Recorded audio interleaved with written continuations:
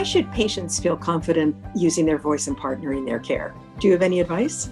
It's absolutely important for patients to share their perspective and for there to be shared decision making at every single juncture along the way, even around decisions to not treat, So I think it's a lot of, there's a lot of gray in prostate cancer and a lot of art in, deciding what treatment to do at what specific time. And for any given patient, given the values that that patient brings to the table, they may come to a different decision compared to another patient.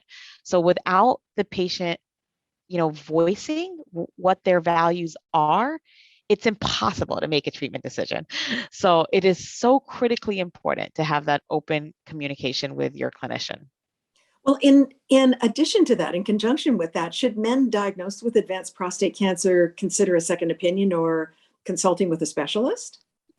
I think it's always a great idea to get a second opinion. I think that, you know, it will only empower individuals when they seek sort of a second opinion to either confirm what their physician has already told them, and then they have reassurance that they're on the right path, or maybe provide some new novel insights that they can take into consideration and just think of how that could be applied to them.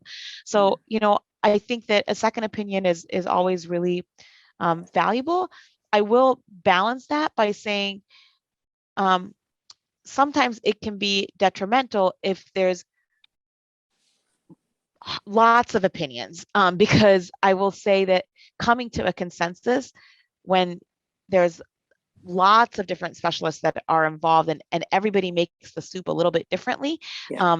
Sometimes I think that can actually hurt patients and actually being able to come to a decision, because then they're like, oh, I don't know what decision to make. This person said do this person said do that, this person said do that. Right. And so that can sometimes be detrimental. But I think a second opinion, I always encourage it, always value it, but I always want the patient to bring it back to me so I can share with them and discuss, okay, I understand this is why X said XYZ, or this aligns, this doesn't. So they need a quarterback. Like, it's one thing to sort of get second opinions, but I think every man with prostate cancer should have a quarterback that's driving their care and advocating for them.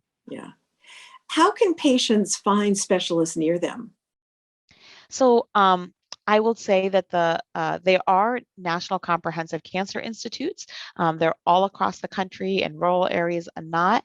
I think finding the closest NCI designated comprehensive cancer center close to you is probably a good place to start, and identifying who is seeing patients with genitourinary malignancies or prostate cancer at that facility is a good place. I think the Prostate Cancer Foundation is an excellent advocacy group for patients with prostate cancer. They have a tremendous amount of resources to help connect patients with clinicians and other resources in their journey with cancer.